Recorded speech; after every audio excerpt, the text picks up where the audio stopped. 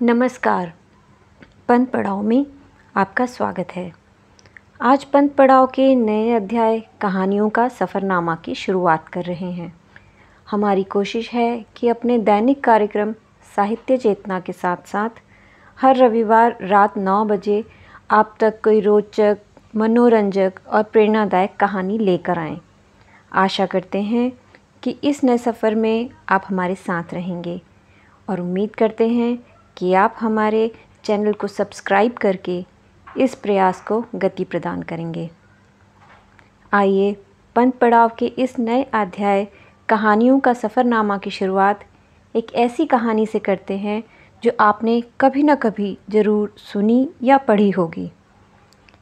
इस कहानी में एक बालक द्वारा अपने बुजुर्ग को सम्मान देने के साथ साथ अपने आत्मसम्मान को भी बचाते हुए देखा जा सकता है। इस बालक की बुद्धिमत्ता की जितनी तारीफ़ की जाए वह शायद कम ही पड़े। तो आइए प्रस्तुत है मुंशी प्रेमचंद द्वारा लिखी कहानी ईदगाह। रमज़ान के पूरे 30 रोज़ों के बाद ईद आई है। कितना मनोहर, कितना सुहावना प्रभाव है। वृक्षों पर अजीब हरियाली है, खेतों में कुछ अजीब रौनक है, आसमान में कुछ अजीब लालिमा है। आज का सूर्य देखो, कितना प्यारा, कितना शीतल, यानी संसार को ईद की बधाई दे रहा है। गांव में कितनी हलचल है। ईदगाह जाने की तैयारियां हो रही हैं। किसी के कुर्ते में बटन नहीं है, पड़ोस के घर सुई धागा लेने दौड़ा जा रहा है। किसी के जूते कड़े हो गए हैं, उनमें तेल डालने के लिए तेली के घर भागा जाता है। जल्दी जल्दी बैलों को साना पानी दे दें, ईदगाह से लौटते लौटते दोपहर हो जाएगी। 3 कोस का पैदल रास्ता, फिर सैकड़ों आदमियों से मिलना भेंटना, दोपहर से पहले लौटना असंभव है। लड़के सबसे ज़्यादा प्रसन्न हैं। किसी ने 1 रोज़ा रखा है, वो भी दोपहर तक, और किसी ने तो वह भी नहीं रखा। लेकिन ईदगाह जाने की खुशी उनके हिस्से की चीज़ है। रोजे बड़े बूढ़ों के लिए होंगे, इनके लिए तो ईद है। ईद का नाम रटते रटते आज वह आ गई। अब जल्दी पड़ी है कि लोग ईदगाह क्यों नहीं चलते। इन्हें गृहस्थी की चिंताओं का क्या प्रयोजन। सेवैयों के लिए दूध और शक्कर घर में है या नहीं, इनकी बला से ये तो सेवैयाँ खाएंगे। वह क्या जाने कि अब्बा जान क्यों बदहास चौधरी कायम अली के घर दौड़े जा रहे हैं। उन्हें क्या खबर कि चौधरी अगर आंखें बदल ले तो यह सारी ईद मुहर्रम हो जाए। उनकी अपनी जेबों में तो कुबेर का धन भरा हुआ है। बार बार जेबों से अपना खजाना निकाल कर गिनते हैं और खुश होकर फिर रख लेते हैं। महमूद गिनता है, 1, 2, 10, 12। उसके पास 12 पैसे हैं। मोहसिन के पास 1, 2, 3, 8, 9, 15 पैसे हैं। इन्हीं अनगिनत पैसों में अनगिनत चीज़ें लाएंगे। खिलौने, मिठाइयाँ, बिगुल, गेंद, जाने क्या क्या। और सबसे ज़्यादा प्रसन्न है हामिद। वह 4-5 साल का गरीब सूरत दुबला पतला लड़का, जिसका बाप गत वर्ष हैजे की भेंट हो गया और माँ न जाने क्यों पीली होती होती एक दिन मर गई। किसी को पता क्या बीमारी है, कहती तो सुनने वाला कौन था। दिल पर जो कुछ बीतती थी वह दिल में ही सहती थी, और जब ना सहा गया तो संसार से विदा हो गई। अब हामिद अपनी बूढ़ी दादी अमीना की गोद में सोता है और उतना ही प्रसन्न है। उसके अब्बा जान रुपया कमाने गए हैं, बहुत सी थैलियाँ लेकर आएंगे। अम्मी जान अल्लाह मियाँ के घर उसके लिए बड़ी अच्छी अच्छी चीज़ें लेने गई है, इसीलिए हामिद प्रसन्न है। आशा तो बड़ी चीज़ है, और फिर बच्चों की आशा, उसकी कल्पना तो राई का पहाड़ बना लेती है। हामिद के पैर में जूते नहीं हैं, सिर पर एक पुरानी धुरानी टोपी है जिसका गोटा काला पड़ गया है। फिर भी वह प्रसन्न है।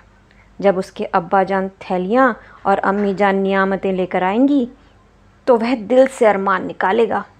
तब देखेगा मोहसिन, नूरे और सम्मी कहाँ से उतने पैसे निकालेंगे।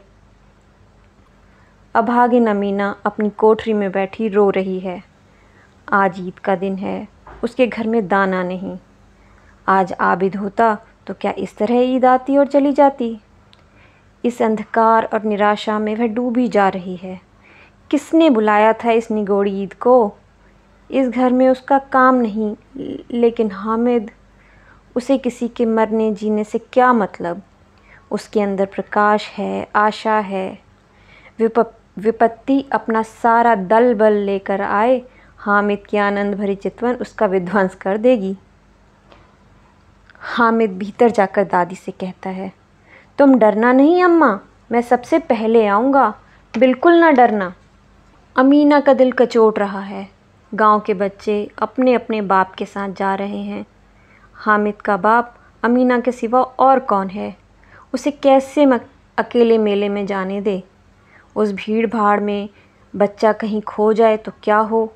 नहीं, अमीना उसे यूँ न जाने देगी। नन्ही सी जान, 30 कोस चलेगा कैसे। पैर में छाले पड़ जाएंगे, जूते भी तो नहीं हैं। वह थोड़ी थोड़ी दूर पर उसे गोद में ले लेती, लेकिन यहाँ सेवइयाँ कौन पकाएगा। पैसे होते तो लौटते लौटते सब सामग्री जमा करके चटपट बना लेती। यहाँ तो घंटों चीज़ें जमा करने में लगेंगे। मांगे का ही तो भरोसा ठहरा। उस दिन फ़हीमन के कपड़े सिले थे, 8 आने पैसे मिले थे। उस अठन्नी को ईमान की तरह बचाती चली आ रही थी इसी ईद के लिए, लेकिन कल ग्वालन सिर पे सवार हो गई तो क्या करती। हामिद के लिए कुछ नहीं तो 2 पैसे का दूध तो चाहिए ही। अब तो कुल 2 आने पैसे बचे रहे हैं। 3 पैसे हामिद की जेब में, 5 अमीना के बटवे में। यही तो बिसात है और ईद का त्यौहार। अल्लाह ही बेड़ा पार लगावे। धोबिन और नाइन और मेहतरानी और चूड़ी हारिन सभी तो आएंगी। सभी को सवैयाँ चाहिए और थोड़ा किसी की आँख को लगता नहीं। किस किस से मुँह चुराएगी। और मुँह क्यों चुराए, साल भर का त्यौहार है। ज़िंदगी खैरियत से रहे, उनकी तकदीर भी तो उनके साथ है। बच्चे को खुदा सलामत रखे, ये दिन भी निकल जाएंगे। गांव से मेला चला और बच्चों के साथ हामिद भी जा रहा था। कभी सबके सब दौड़ कर आगे निकल जाते, फिर किसी पेड़ के नीचे खड़े होकर साथ वालों का इंतज़ार करते। यह लोग इतना धीरे धीरे चल रहे हैं। हामिद के पैरों में तो जैसे पर लग गए थे। वह कभी थक सकता था। शहर का दामन आ गया। सड़क के दोनों ओर अमीरों के बगीचे हैं, पक्की 4 दीवारी बनी हुई है। पेड़ों पर आम और लीचियाँ लगी हुई हैं। कभी कभी कोई लड़का कंकड़ी उठाकर आम पर निशाना लगाता। माली अंदर से गाली देता हुआ निकलता। लड़के वहाँ से फरलांग दूर पर हैं, खूब हंस रहे हैं। माली को कैसा उल्लू बनाया। बड़ी बड़ी इमारतें आने लगी। यह अदालत है, यह कॉलेज है, यह क्लब है। इतने बड़े कॉलेज में कितने बड़े लड़के पढ़ते होंगे।